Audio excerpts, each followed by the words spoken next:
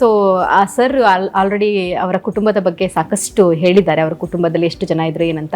So ಈಗಿರುವಂಥ ನಿಮ್ಮ ಸಣ್ಣ ಕುಟುಂಬನ ಪರಿಚಯ ಮಾಡಿಸೋದಾದ್ರೆ ಯಾರೆಲ್ಲ ಇದ್ದೀರಾ, ಹೇಗೆ ಮೇಡಮ್?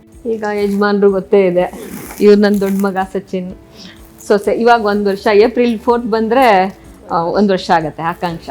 Okay okay. ಇನ್ನೊಬ್ರಿಗೆ ಇವಾಗ ಮದುವೆ ಹೆಣ್ಣು ನೋಡ್ಲಿಕ್ಕೆ ಸ್ಟಾರ್ಟ್ ಮಾಡಿದ್ವಿ. ಅವ್ರು ಅಮೆರಿಕಾದಲ್ಲಿ ಇದ್ದಾರೆ, ಅಲ್ಲಿ ವರ್ಕ್ ಮಾಡ್ತಾ ಇದ್ದಾರೆ. ಸಚಿನ್, ಸಂಜಯ್ ಗೌಡ ಅಂತ, ಇವ್ರು ಸಚಿನ್. Okay okay. ಮೇಡಮ್ ಸಚಿನ್ನ ಪರಿಚಯ ಮಾಡಿಸಿದ್ರು. ಸಚಿನ್ ಅವ್ರನ್ನ ಮಾತಾಡಿಸುವಂಥ ಸಮಯ. ಸಚಿನ್ಗೆ ಆಲ್ರೆಡಿ ಅಪ್ಪನ ರಾಜಕೀಯ ಜೀವನ, ಬಿಸ್ನೆಸ್ ಎರಡನ್ನೂ ಕೂಡ ಜೊತೆಲೇ ನೋಡಿಕೊಂಡು ಬೆಳೆದಿರೋ ಅಂಥವ್ರು ನೀವು. ಸೊ ಬಿಸ್ನೆಸ್ ಮಾಡೋದು ಈಸಿ ಅನ್ಸುತ್ತೋ, ರಾಜಕೀಯ ಮಾಡೋದು ಈಸಿ ಅನ್ಸುತ್ತೋ? ಎರಡರದ್ದು ಅದರದ್ದೇ ಆದಂಥ ಚಾಲೆಂಜಸ್ ಇರುತ್ತೆ. ಆ ಚಾಲೆಂಜಸ್ ನಮಗೆ ಎಕ್ಸೈಟಿಂಗ್ ಆಗಿರುತ್ತೆ. ಕೆಲಸ ಮಾಡ್ಬೇಕಾದ್ರೆ, ರಾಜಕೀಯ ಮಾಡ್ಬೇಕಾದ್ರೆ ಅದಕ್ಕೆ ತೊಡಗಿಸ್ಕೊಂಡಿರ್ತೀವಿ. ಈ ಕಡೆ ಬಿಸ್ನೆಸ್ ಅಂದಾಗ ಅದಕ್ಕೆ ತೊಡಗಿಸ್ಕೊಂಡಿರ್ತೀವಿ. ಏನು ಬಿಸ್ನೆಸ್ ಮಾಡ್ತಿದ್ದೀರಾ ನಮ್ಮ ವೀಕ್ಷಕರು ತಿಳ್ಕೊಂಡು?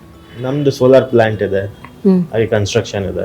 ಓಕೆ. ಸೊ ಇದರಲ್ಲೆಲ್ಲ ತೊಡಗಿಸ್ಕೊತೀವಿ. ಸೊ ಎಲೆಕ್ಷನ್ ಬಂದಾಗ ನೀವು ಹೆಲ್ಪ್ ಮಾಡ್ತಿರ್ತೀರಾ ಅಪ್ಪಾಜಿಗೆ? ಊರಲ್ಲೆಲ್ಲ ಓಡಾಡ್ತಿರ್ತೀರಾ, ಜನರ ಜೊತೆನಲ್ಲಿ ನಿಮ್ಮದು ಕೂಡ ಅನುಬಂಧ ಬೆಳೀತಾ ಇದೆಯಾ? ರೆಗ್ಯುಲರ್ ಆಗಿ ಅಂದರೆ ನಾನು ಆಲ್ಮೋಸ್ಟ್ 2018 ಎಲೆಕ್ಷನ್ ಟೈಮಲ್ಲಿ ವರ್ಕ್ ಮಾಡ್ತಿದ್ದೆ. ಪ್ರೀವಿಯಸ್ ಎಲೆಕ್ಷನ್ಸ್ ತುಂಬ ಇನ್ವಾಲ್ವ್ ಆಗಿದೆ. 1-2 years ಇಂದ ಜಾಸ್ತಿ ಅಲ್ಲೇ ಇದೆ. ಈಗಲೂ ರೆಗ್ಯುಲರ್ ಆಗಿ ಇರ್ತೀನಿ. 5 ವರ್ಷನೂ ಇರ್ತಾನೆ ರಾಜಕೀಯದಲ್ಲಿ. ಅದೇನು ಎಲೆಕ್ಷನ್ ಟೈಮ್ ಮಾತ್ರ, ಫಂಕ್ಷನ್ಸ್ ಅಟೆಂಡ್ ಮಾಡಬೇಕಲ್ಲ. ಸೊ ನಿಮ್ಮ ರಾಜಕೀಯ ಜೀವನಕ್ಕೂ ಹೆಲ್ಪ್ ಮಾಡ್ತಿರ್ತಾರೆ? ನಾನು ಕಾನ್ಸ್ಟೆನ್ಸಿಗೆ, ಮದುವೆಗಳಿಗೆ, ಯಾವ್ದಾರ ಫಂಕ್ಷನ್ಗೆ, ದೇವಸ್ಥಾನ ಹೋಗ್ಲಿಕ್ಕಾಗದೇ ಇದ್ದಾಗ ಸಚಿನ್ ಹೋಯ್ತಾನೆ ಅಥವಾ ಧನಲಕ್ಷ್ಮಿ ಹೋಯ್ತಾರೆ. ಇಬ್ಬರೊಳಗೊಬ್ರು ಹೋಗ್ಲೇಬೇಕಲ್ಲ. ನಾನು ಹೋಗದೇ ಇದ್ದ ಕಡೆ ಅವ್ರು ಹೋಗ್ಲೇಬೇಕು. ಸೊ ಅಪ್ಪಾಜಿ ಅವರು ಪೇರೆಂಟ್ಸ್ ಮೀಟಿಂಗ್ ಅಂತೂ ಬಂದೇ ಇಲ್ಲ ಅಂತ ಅಮ್ಮ ಹೇಳ್ತಾ ಇದ್ರು. ಸೊ ಅಪ್ಪ ಸ್ಟ್ರಿಕ್ಟಾ, ಅಮ್ಮ ಸ್ಟ್ರಿಕ್ಟಾ ನಿಮ್ಮ ಲೈಫಲ್ಲಿ? ಅಮ್ಮ ಸ್ಟ್ರಿಕ್ಟ್, ಅಪ್ಪ ಯಾವತ್ತೂ ಸ್ಟ್ರಿಕ್ಟ್ ಆಗಿರಲಿಲ್ಲ. ಓಕೆ.